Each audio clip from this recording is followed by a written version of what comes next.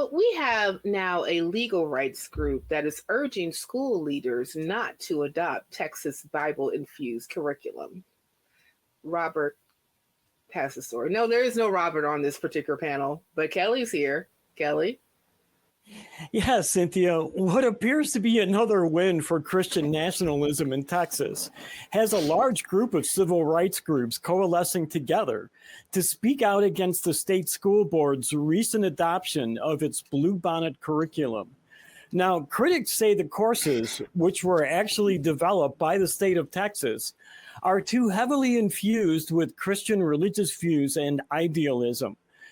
While proponents argue that Christianity is an important part of our heritage, I'm getting a little tongue-tied, and history must be told by including it for students to fully understand all of history and of the importance of the Bible itself in world history.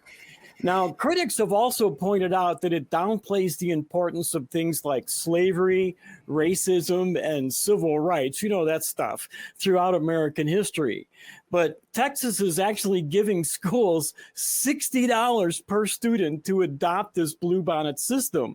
So the way it appears to me is they're actually bribing or extorting the schools to accept it, depending how you look at it. But either way, it does put the state's actions in a bad light. Now, this story is from the Texas Tribune by Jaden Edison, published on January 30th, 2025. I feel some kind of way, people, if you can just give me a little bit room to kind of give you my mind. Blue Bonnet reminds me of margarine. And there is nothing more sacred than That's margarine. where my mind went when I heard that. So I feel closer to you now. I'm glad you said that because I knew that it was something and I just couldn't place it. And I was like, where do I know this from? Why does a curriculum have to be likened to margarine? That's just not right. But Kelly, I'm going to come back to you since you introduced this particular segment to us. Okay. So with legal organizations warning the potential constitutional violations that, this particular Blue Bonnet curriculum actually displays, how might Texas school districts weigh the risk of lawsuits against the state's push to adopt the Blue Bonnet curriculum? That's a really good question. And I think this is something that we're seeing playing out in other states too. In Louisiana with their 10 Commandments law, in Oklahoma with their mandatory teaching of the Bible in classes there. And I don't know that any of these three states have prepared for the amount of lawsuits that may come out of this. And hopefully we're going to see a lot of them. I don't think they're prepared for the amount of money it's going to cost them to defend these religious views that they're trying to push into the classrooms. This has been a big goal of Christian nationalism, is to get this back into the classes. So it's something I know that they're willing to spend money on. However, I don't know that taxpayers are willing to spend money on it. And that's why I think that's why it's really important for people like us to be out here talking about it and to getting it out there and educating people so that they know that the money that they're giving to education that they think is teaching their kids algebra is actually teaching their kids the Bible instead. I think it's really important that we're teaching people that. Yeah, I that's a very good point that you brought up, is that not necessarily are the states prepared for the lawsuits that are coming up, but are the constituents willing to pay for it? I would say nah. But with that being said, Lionel, supporters argue that Christianity influences on history justifies its prominence in the curriculum. That's always been the argument. The Bible is an historical document, so it should be taught in schools. But you also have critics on the other side that see this as a religious favoritism. So where should the line be drawn between education and indoctrination in public schools? So I feel this, and I've heard it said on this show before. I think that if we're using different a wide selection of religious texts to teach about, like, yeah, these are how beliefs can be different all around the world, and hey, look, like some people believe different things, and honestly, like, that's okay. Some of them are wrong. That's just the way that it is. Not like everything isn't going to be right. Something is right. Here are some things people believe, and if that's what you're teaching, perfect. That's great. And Texas Education Agency did issue a statement trying to defend the curriculum, suggesting that Blue Bonnet, this is a quote, Blue Bonnet contains a variety of religious source materials. And when I look into that, I find that although it does appear that there are some non-Christian references, the source materials in the curriculum are overwhelmingly Christian. So the curriculum creators then go on to defend it and say, the Bible is a foundational document of our civilization, so students must understand it to be well-educated citizens, which I think it just takes away any veil that this is just Christian nationalism. So to pretend that it's anything else, I think is silly at this point, because once you start to say things like that civilization, or that the Bible is foundational to civilization as a whole, you're no longer speaking realistically, I don't think. I got a giggle because I was thinking it's sort of like the metaphorical, yeah, but I have a Buddhist friend. That up there with a black friend? I don't know. You know, it's kind of a Muslim friend. Well, I can say that with my Jewish friend. You know, yeah, I'll go to bar mitzvah at least 5 once a week. Pick a bigger tree. Just pick one. Just for fun, right? But you know, I like, if we actually look at the content of the Bible in of itself and try to compare it to a civilized document, I would argue differently. Have you read the Old Testament? It's inherent and it's perfect, Cynthia. What's wrong with sarcasm? Everybody did it. Sorry, I'm going off the rails now because this is just terrible. This whole thing's terrible. It really is. It kind of reminds me of the episode of the Naked Now when Wesley was screaming at the chief engineer when, like, somebody pulled out all the isolinear chips and, like, the Enterprise couldn't go anywhere, and he was like, somebody pulled out all the isolinear chips, and then he said, well, an adult did it. That makes it right? Okay. For those of you all who do not understand the reference, Star Trek: The Next Generation is a television show from, okay, never mind. Guys, let's talk about the Supreme Court, because why not? So, Helen, given the actual recent Supreme Court rulings that have blurred the boundaries of church-state separation, I think that Justice Sotomayor famously said that the lemon test is dead. It's like beyond soured. See what I did there? Yes, I did. Yeah. Yes, I did. See you. Yeah. So how it's beyond soured. So how might future legal challenges actually shape the role of religion in public education?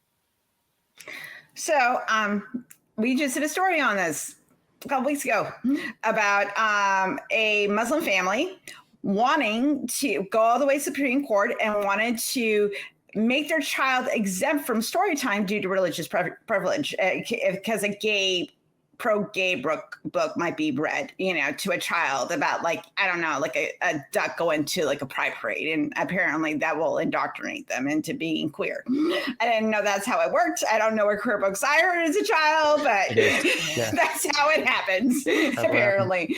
So this is the thing, and the concern is that when does it stop? When do we have, because in my brain is that, yes, there's a lot of Christianity in this country. We know that, I know that, it's fine.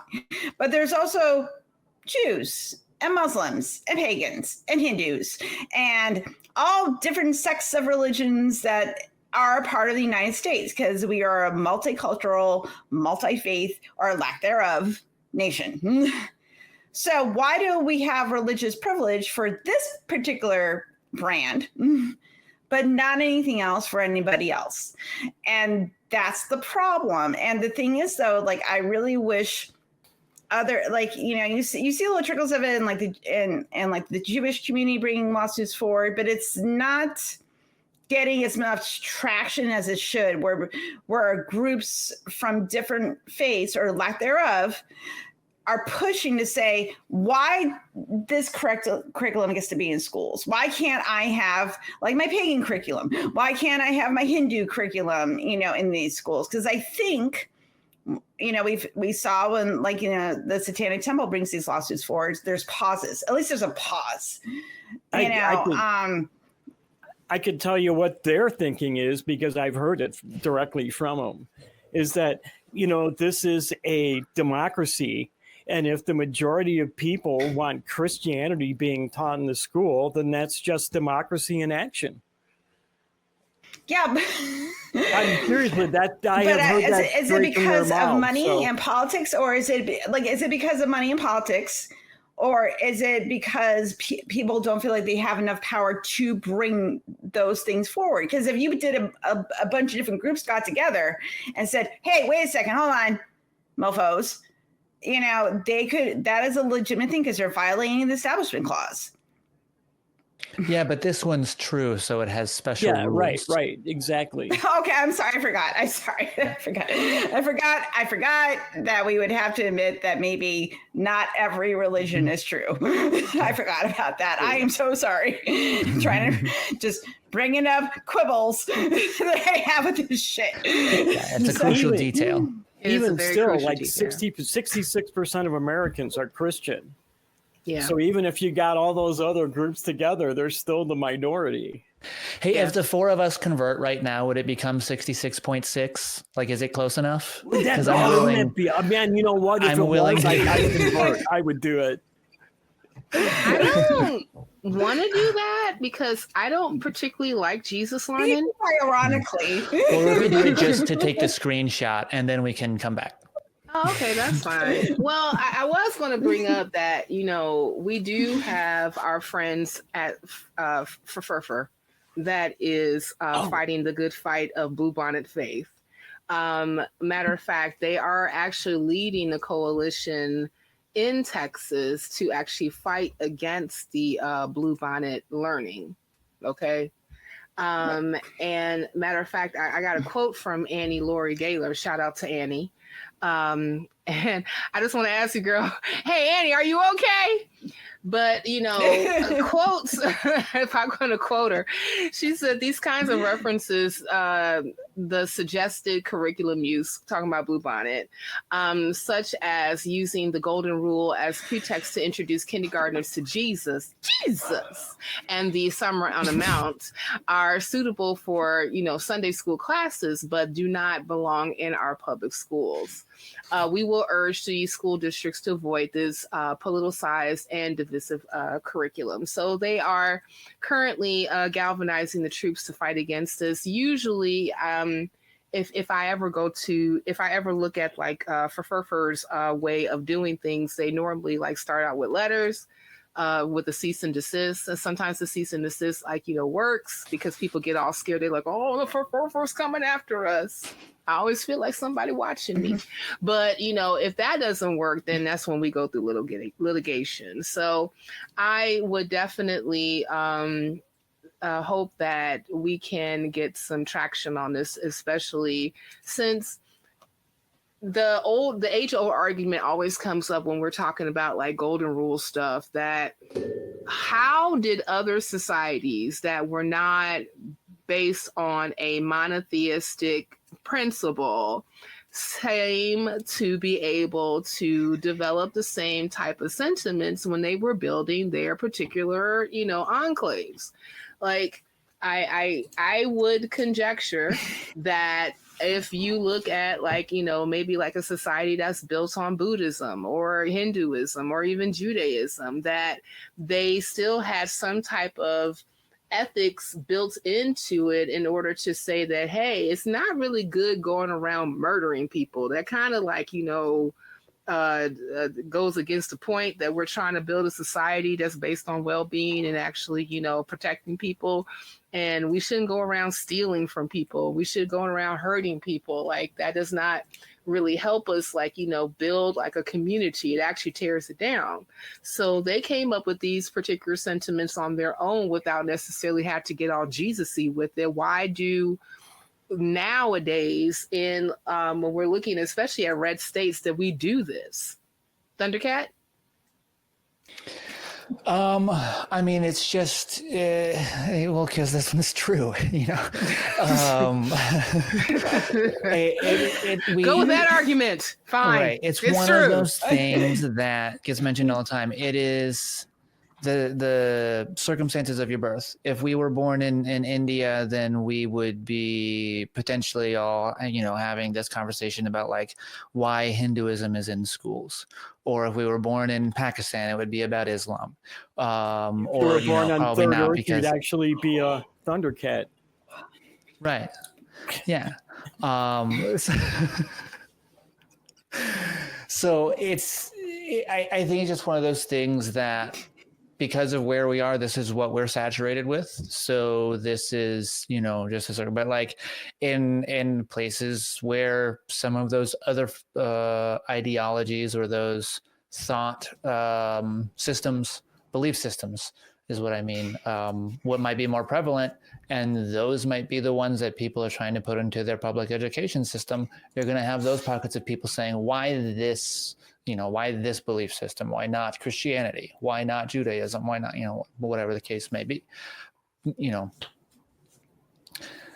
Well, Kelly, riddle me this, Batman. So some of the districts that happens to be in Texas are adopting only certain parts of the Blue Bonnet curriculum, while, some are rejecting its religious content entirely. I'm with those people. Is it a viable compromise to have, okay, we're just going to cherry pick like some of the particulars of the Blue Bonnet curriculum and then like put them in here? Or is it like, nah, reject all this bullshit, throw it out the window, throw the baby out with the bathwater because all of it is funky? That's a really good question. And to be honest with you, I really wanted to check out the whole Blue Bonnet curriculum before this, but there was no way I was going to be able to go through all, this whole curriculum in just a few days' time. And honestly, even if I had been able to do it, I don't think I would have understood it all going through it that fast. But that's a really good point. I mean, I'm sure that there is some good stuff in there. I mean, educators did put it together. I'm sure that there's some good stuff in there that could be used. And I don't see why if the state spent all of that money developing this program, that some of it can't be good. I mean, the Texas Improv Comedy Group or the state school board did put all of this together on their own, right?